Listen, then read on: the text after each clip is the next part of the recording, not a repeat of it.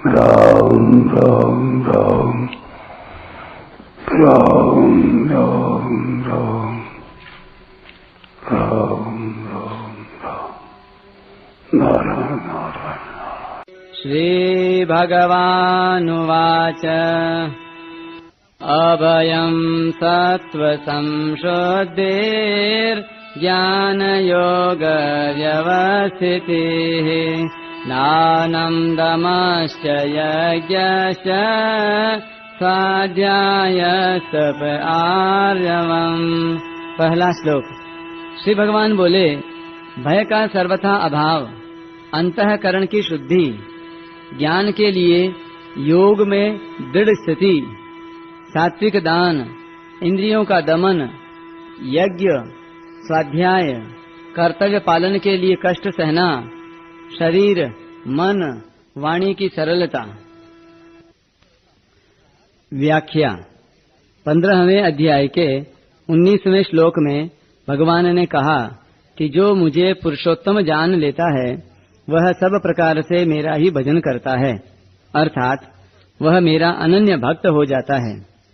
इस प्रकार एकमात्र भगवान का उद्देश्य होने पर साधक में दैवी संपत्ति स्वतः प्रकट होने लग जाती है।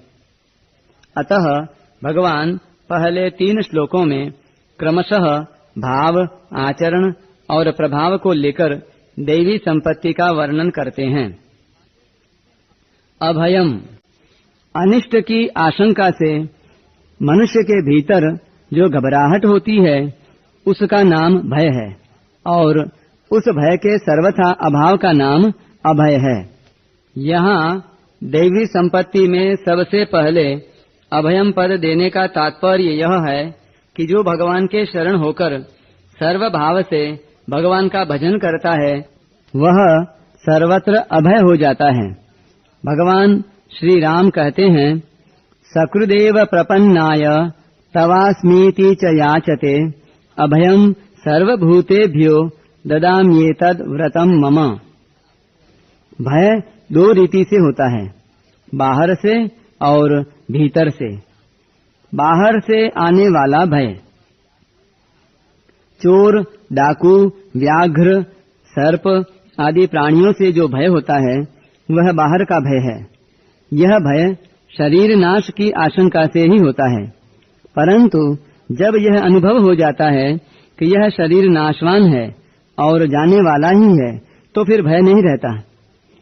बीड़ी, सिगरेट, अफीम, भांग, शराब आदि के व्यसनों को छोड़ने का एवं व्यसनी मित्रों से अपनी मित्रता टूटने का जो भय होता है वह मनुष्य की अपनी कायरता से ही होता है।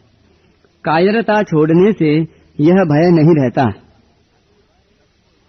अपने वर्ण, आश्रम आदि के अनुसार कर्तव्य पालन करते हुए उसमें भगवान की आज्ञा के विरुद्ध कोई काम न हो जाए।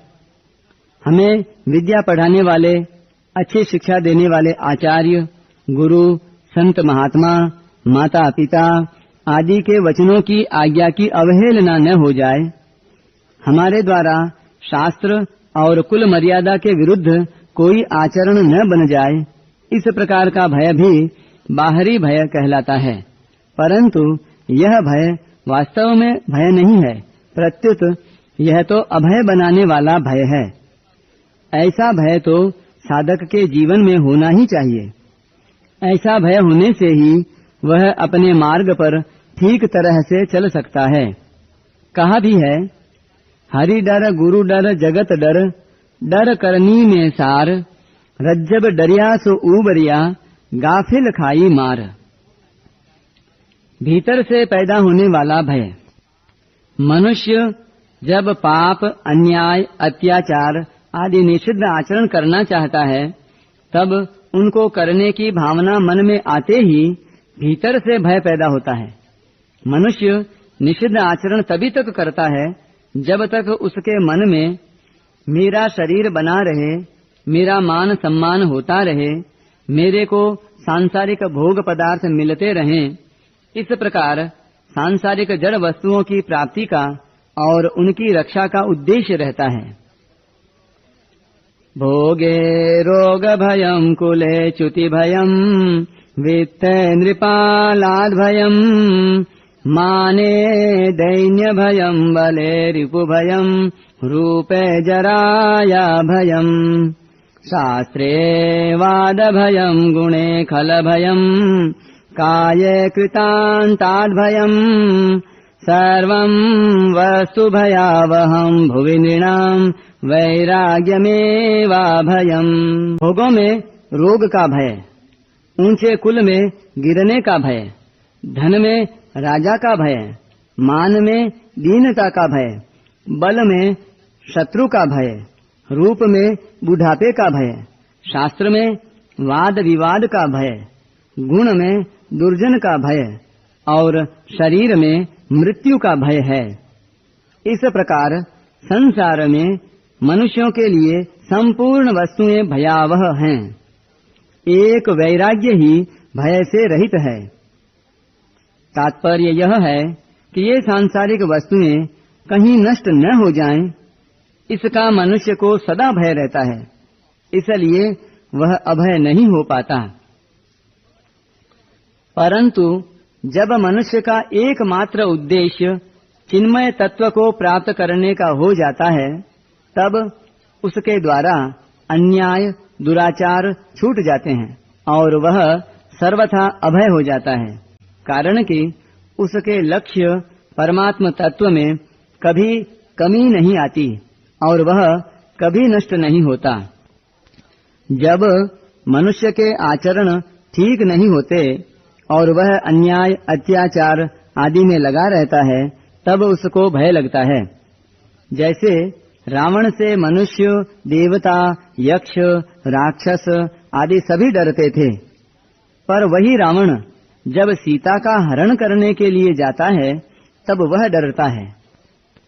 ऐसे ही कौरवों की 11 अक्षौहिणी सेना के बाजे बजे तो उसका पांडव सेना पर कुछ भी असर नहीं हुआ, पर जब पांडवों की 7 अक्षौहिणी सेना के बाजे बजे तब कौरव सेना के हृदय विदीर्ण हो गए। तात्पर्य यह है कि अन्याय अत्याचार करने वालों के हृदय कमजोर हो जाते हैं, इसलिए वे भयभीत होते हैं। जब मनुष्य अन्याय आदि को छोड़कर अपने आचरणों एवं भावों को शुद्ध बनाता है, तब उसका भय मिट जाता है। मनुष्य शरीर प्राप्त करके यह जीव जब तक करने योग्य को नहीं करता, जानने योग्य को नहीं जानता और पाने योग्य को नहीं पाता, तब तक वह सर्वथा अभय नहीं हो सकता। उसके जीवन में भय रहता ही है। भगवान की तरफ चलने वाला साधक भगवान पर जितना जितना अधिक विश्वास करता है और उनके आश्रित होता है, उतना ही उतना वह अभय होता चला जाता है। उसमें स्वतः यह विचार आता है कि मैं तो परमात्मा का अंश हूँ, अतः कभी नष्ट होने वाला नहीं हूँ, तो फिर भय किस बात का। और संसार के अंश शरीर आदि सब पदार्थ प्रत्येक क्षण नष्ट हो रहे हैं, तो फिर भय किस बात का। ऐसा विवेक स्पष्ट रूप से प्रकट होने पर भय स्वतः नष्ट हो जाता है और साधक सर्वथा अभय हो जाता है। राम मरे तो मैं मरूं, नहीं तो मरे बलाय, अविनाशी का बालका मरे न मारा जाए। भगवान के साथ संबंध जोड़ने पर, भगवान को ही अपना मानने पर शरीर कुटुंब आदि में ममता नहीं रहती। ममता न रहने से मरने का भय नहीं रहता और साधक अभय हो जाता है। सत्व संशुद्धि, अंतःकरण की सम्यक शुद्धि को सत्व संशुद्धि कहते हैं। सम्यक शुद्धि क्या है? संसार से राग रहित होकर भगवान में अनुराग हो जाना ही अंतःकरण की सम्यक शुद्धि है। जब अपना विचार, भाव, उद्देश्य, लक्ष्य केवल एक परमात्मा की प्राप्ति का हो जाता है, तब अंतःकरण शुद्ध हो जाता है। कारण कि नाशवान वस्तुओं की प्राप्ति का उद्देश्य होने से ही अंतःकरण में मल, विक्षेप और आवरण ये 3 तरह के दोष आते हैं। शास्त्रों में मल दोष को दूर करने के लिए निष्काम भाव से कर्म यानी सेवा, विक्षेप दोष को दूर करने के लिए उपासना और आवरण दोष को दूर करने के लिए ज्ञान बताया है। यह होने पर भी अंतःकरण की शुद्धि के लिए सबसे बढ़िया उपाय है अंतःकरण को अपना न मानना। साधक को पुराने पाप को दूर करने के लिए या किसी परिस्थिति के वशीभूत होकर किए गए नए पाप को दूर करने के लिए अन्य प्रायश्चित करने की उतनी आवश्यकता नहीं है। उसको तो चाहिए कि वह जो साधन कर रहा है उसी में उत्साह और तत्परता पूर्वक लगा रहे, फिर उसके ज्ञात अज्ञात सब पाप दूर हो जाएंगे और अंतःकरण स्वतः शुद्ध हो जाएगा। साधक में ऐसी एक भावना बन जाती है कि साधन भजन करना अलग काम है और व्यापार धंधा आदि करना अलग काम है, अर्थात ये दोनों अलग अलग विभाग हैं। इसलिए व्यापार आदि व्यवहार में झूठ कपट आदि तो करने ही पड़ते हैं। ऐसी जो छूट ली जाती है उससे अंतःकरण बहुत ही अशुद्ध होता है।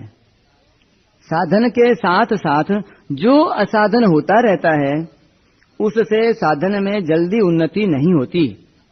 इसलिए साधक को सदा सावधान रहना चाहिए, अर्थात नया पाप कभी न बने ऐसी सावधानी सदा सर्वदा बनी रहनी चाहिए।